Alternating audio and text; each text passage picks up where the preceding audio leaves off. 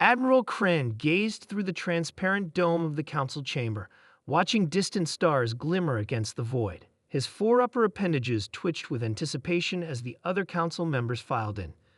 Today's decision was merely a formality. The invasion of the primitive planet designated Earth would proceed. The strategy is sound, announced High Commander Voss, her crystalline exoskeleton catching the light. The humans possess rudimentary space travel and weapons technology.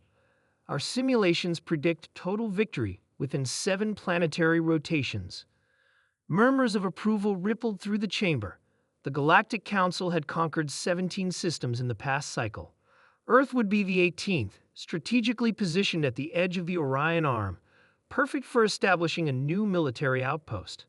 Only Science Officer Trell appeared concerned, his respiratory slits flaring. The environmental data from our probes suggests caution.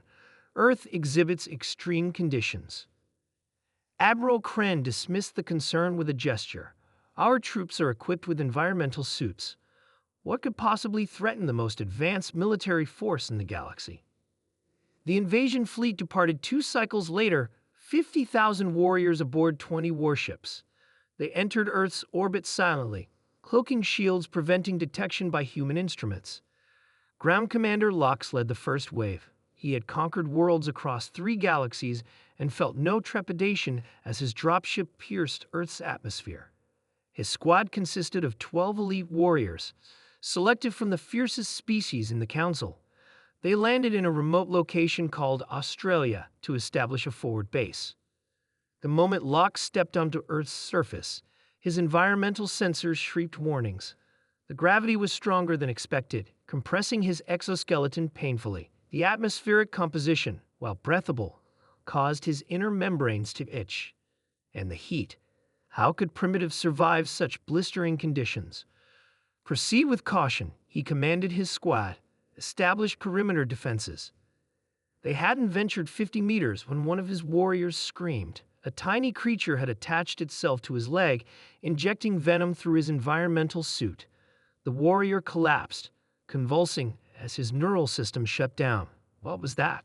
Lox demanded, scanning the ground. A primitive arachnid, the squad biologist reported. Our intelligence indicated Earth arachnids were harmless. 3 more warriors fell before they reached the tree line, victims of creatures called snakes and scorpions. The survivors activated their defensive shields, creating a small safe zone to regroup. Lox sent an urgent message to the fleet. Request immediate data update on Earth fauna. Multiple casualties from previously unclassified biological threats. The response was concerning. Earth contained over 8 million species, with insufficient data on most of them. The invasion planners had focused exclusively on the dominant species, humans, dismissing the rest as inconsequential. That night, as temperatures plummeted to uncomfortable lows, flying insects overwhelmed their camp sensors. The remaining warriors fought valiantly, but retreated when microscopic organisms called bacteria infiltrated their life support systems. Similar reports flooded in from landing parties across the planet. In the region called Amazon, an entire squad was devoured by tiny fish while crossing a river.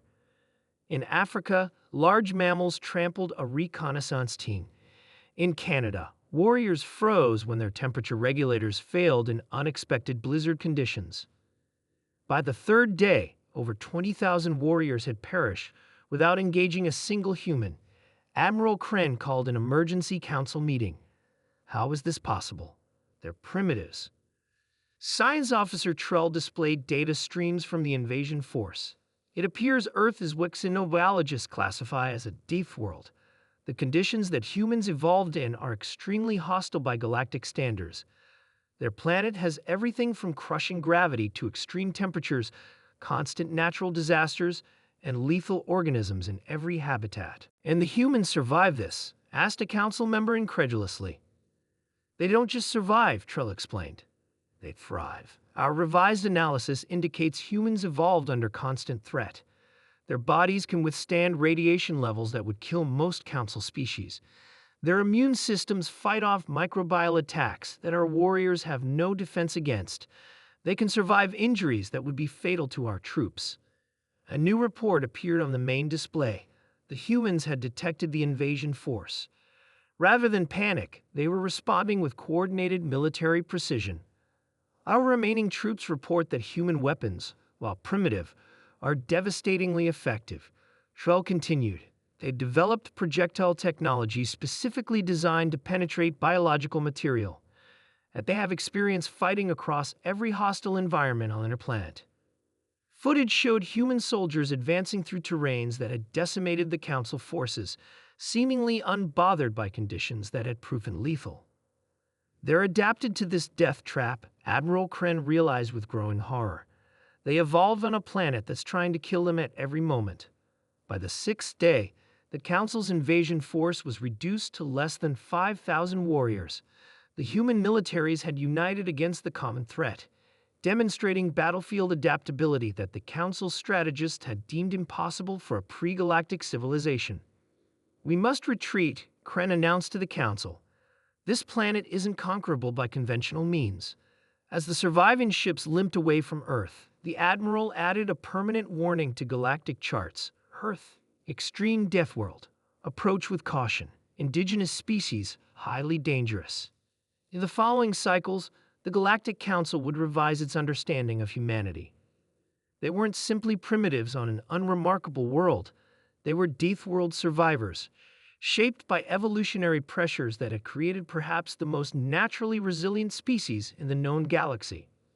The planned conquest became the most costly military mistake in Council history, all because they had overlooked one crucial fact. Earth wasn't just a planet, it was a death world, and its inhabitants were perfectly adapted to its dangers.